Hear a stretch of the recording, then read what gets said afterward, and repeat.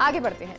Budget घोषणाओं की क्रियान्विति को लेकर सीएम गहलोत गंभीर हैं। सीएम गहलोत ने समयबद्ध क्रियान्विति को लेकर समीक्षा बैठक की। बैठक में सीएम गहलोत ने आला अफसरों को दो टूक संदेश दिया और कहा कि राज्य सरकार का ध्येय है कि बजट घोषणाएं समय पर धरातल पर उतरें ताकि उनका लाभ जल्द से जल्द आम जन को मिल सके। वर्ष 2022-23 के राजस्थान के बजट की पूरे देश में चर्चा है। जिस संवेदनशीलता, मानवीय नजरिए और विकास के विजन के साथ ये बजट पेश किया गया है, उतनी ही तत्परता और प्रोएक्टिव सोच के साथ इन घोषणाओं को पूरा करने का रोड मैप तैयार करें। सभी विभागों के अधिकारी गुड गवर्नेंस की दिशा में बिना किसी देरी के बजट घोषणाओं को समयबद्ध रूप से पूरा करें। राज्य सरकार ने सभी बजट घोषणाएं सोच समझकर और समुचित वित्तीय प्रबंधन को ध्यान में रखकर की है। इनमें किसी तरह की वित्तीय बाधा नहीं आने दी जाएगी। अधिकारी अपने अपने विभाग से संबंधित घोषणाओं को सर्वोच्च प्राथमिकता देते हुए जल्द से जल्द क्रियान्विति करेंगे और बजट की कई घोषणाएं ऐसी हैं जिनमें विभिन्न विभागों को आपसी समन्वय के साथ काम करना है। इन घोषणाओं को पूरा करने के लिए विभाग आपसी तालमेल के साथ काम करेंगे। ये मुख्यमंत्री अशोक गहलोत, जिनका कहना जरूरतमंदों को सामाजिक सुरक्षा प्रदान करना तथा संवेदनशील, पारदर्शी और जवाबदेह सुशासन देना हमारी सरकार का मूल मंत्र है। अधिकारी इस सोच को निचले स्तर तक क्रियान्विति करें और सभी अधिकारी जन समस्याओं का प्रभावी निराकरण कर हर फरियादी को न्याय मिलना सुनिश्चित करें। तो मुख्यमंत्री अशोक गहलोत सीएम के तौर पर वो लगातार गंभीर, पूरे प्रदेश के लिए गंभीर नजर आ रहे हैं और अब जब बजट उन्होंने पेश किया है, वो चाहते हैं कि धरातल पर जल्द से जल्द वो उतरे। उन्होंने आला अफसरों को दो टूक संदेश दिया है और बैठक में उन्होंने कहा कि राज्य सरकार का ध्येय है कि बजट घोषणाएं समय पर धरातल पर उतरें ताकि उनका लाभ जल्द से जल्द आम जन को मिल सके। वर्ष 2022-23 के राजस्थान के बजट की पूरे देश में चर्चा है। जिस संवेदनशीलता, मानवीय नजरिए और विकास के विजन के साथ ये बजट पेश किया गया है, उतनी ही तत्परता और प्रोएक्टिव सोच के साथ इन घोषणाओं को पूरा करने का रोड मैप तैयार करें। सभी विभागों के अधिकारी गुड गवर्नेंस की दिशा में बिना किसी देरी के बजट घोषणाओं को समयबद्ध रूप से पूरा करें। राज्य सरकार ने सभी बजट घोषणाएं सोच समझकर और समुचित वित्तीय प्रबंधन को ध्यान में रखकर की है। इनमें किसी तरह की वित्तीय बाधा नहीं आने दी जाएगी। अधिकारी अपने अपने विभाग से संबंधित घोषणाओं को सर्वोच्च प्राथमिकता देते हुए जल्द से जल्द क्रियान्वित करें और बजट की कई घोषणाएं ऐसी हैं जिनमें विभिन्न विभागों को आपसी समन्वय के साथ काम करना है। मुख्यमंत्री अशोक गहलोत का ये आला अफसर जो है, उनको ये संदेश, क्योंकि बैठक हुई और बैठक में उन्होंने ये संदेश दिया। उन्होंने कहा कि इन घोषणाओं को पूरा करने के लिए विभाग आपसी तालमेल के साथ काम करे। जरूरतमंदों को सामाजिक सुरक्षा प्रदान करना तथा संवेदनशील, पारदर्शी और जवाबदेह सुशासन देना हमारी सरकार का मूल मंत्र है। अधिकारी सोच को निचले स्तर तक क्रियान्वित करें और सभी अधिकारी जन समस्याओं का प्रभावी निराकरण कर हर फरियादी को न्याय मिलना सुनिश्चित करें। तो ये दो टूक मुख्यमंत्री अशोक गहलोत की अफसरों को, क्योंकि ये बैठक हुई कल और सचिवालय में जब बैठक हुई तो इस दौरान उन्होंने इस चीज़ को कहा कि बजट में जो भी योजनाएं हैं, घोषणाएं की गई हैं, वो धरातल पर समय पर उतरनी चाहिए।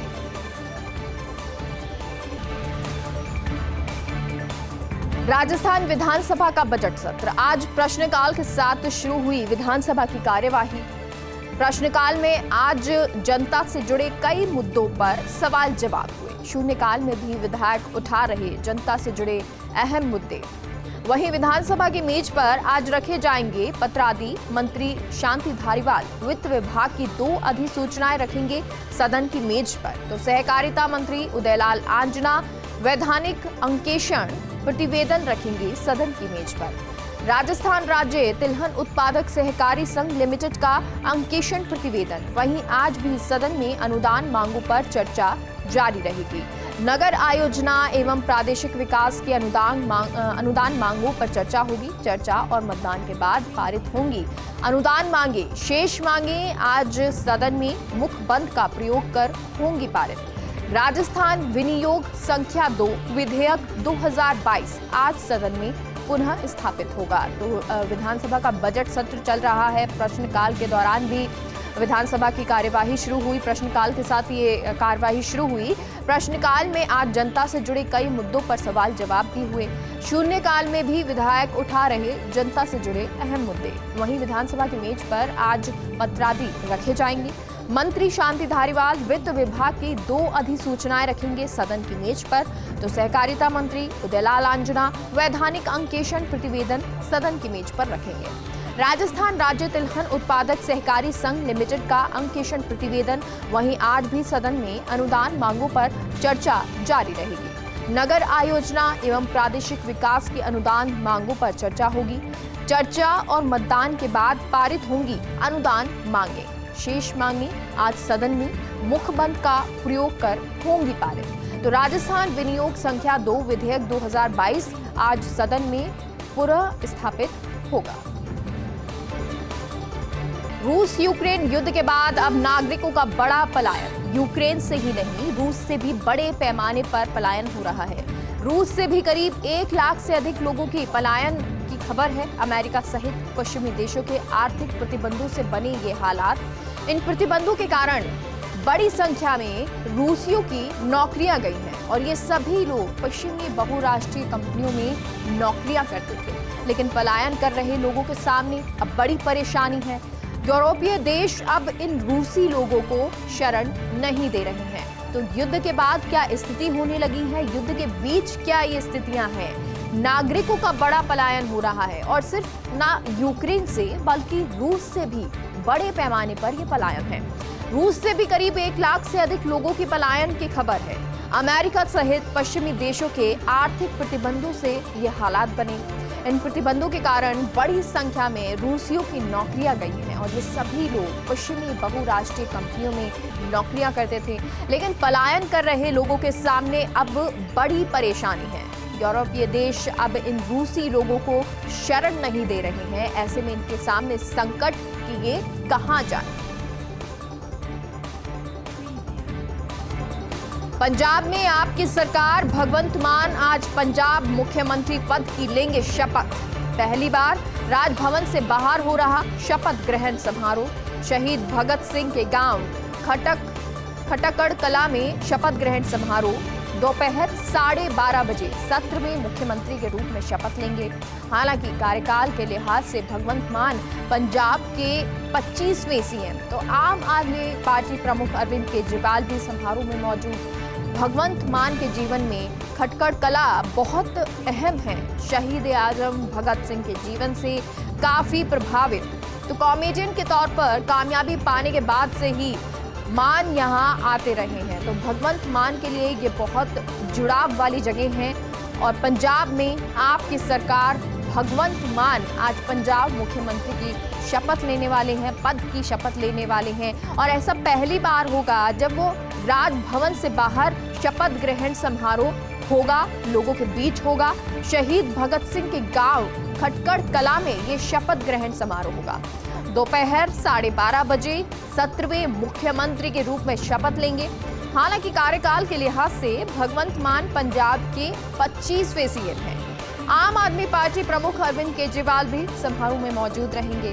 भगवंत मान के जीवन में खटकड़ कला बहुत अहम है। शहीद आजम भगत सिंह के जीवन से बहुत प्रभावित, कॉमेडियन के तौर पर कामयाबी पाने के बाद से ही यहाँ आते रहे हैं भगवंत मान। और इसलिए इस जगह को, इस गांव को चुना गया शपथ लेने के लिए। और इसलिए आज भगवंत मान शपथ ग्रहण समारोह यहीं पे उन्होंने रखा है और सीएम के पद के तौर पर आज भगवंत मान यहीं शपथ लेंगे।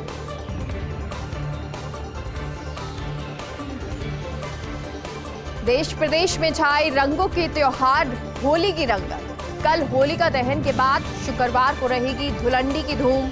गांव गली मोहल्ले में चंग की थाप पर सुनाई देते फाग के गीत। रंगों के पर्व पर अपने घर पहुंचने की होड़ से बसों ट्रेनों में भी भीड़ है। कोरोना काल के बाद पाबंदियां हटने से इस बार खासी रौनक नजर आ रही है। कोरोना काल के बाद बाजारों में 2 साल बाद त्योहारी रंगत लौटी है और इस बार 1.5 गुना हुई होली के त्योहार से जुड़ी सामानों की बिक्री। कोविड के लगे प्रतिबंध समाप्त होने से बिक्री ने रफ्तार पकड़ी है। देश भर में 25,000 करोड़ का रंग और पिचकारी का कारोबार। हालांकि मांग की तुलना में इस बार पिचकारी का उत्पादन कम है। बिक्री में अच्छी बढ़ोतरी की उम्मीद है और ऐसे में दाम बढ़ने की आशंका भी है, क्योंकि इस बार 2 साल बाद ऐसा हो रहा है जब अच्छी खासी होली लोग बनाने वाले हैं। जब जो प्रतिबंध लगाए गए थे उनको हटने के बाद अब ऐसा कोरोना काल के बाद होने वाला है। तो देश प्रदेश में ऐसे में रंगों की, त्योहार की, होली की रंगत छाई हुई है। कल होलिका दहन के बाद शुक्रवार को धुलंडी की धूम रहेगी। गांव, गली, मोहल्लों में चग की थाप पर फाग के गीत सुनाई देते हैं और सुनाई देंगे। रंगों के पर्व पर अपने घर पहुंचने की होड़ से बसों, ट्रेनों में भीड़ भी है। कोरोना काल के बाद पाबंदियां हटने के बाद इस बार खासी रौनक नजर आ रही है। कोरोना के बाद बाजारों में 2 साल बाद त्योहारी रंगत लौटी है और इस बार 1.5 गुना हुई होली के त्योहार से जुड़ी सामानों की बिक्री। कोविड के लगे प्रतिबंध समाप्त होने से बिक्री ने रफ्तार पकड़ ली है और देश भर में 25,000 करोड़ का रंग और पिचकारी का कारोबार है। तो हालांकि मांग की तुलना में इस बार पिचकारी का उत्पादन कम है, लेकिन बिक्री में अच्छी बढ़ोतरी की उम्मीद है। तो ऐसे में दाम बढ़ने की आशंका भी जताई जा रही है।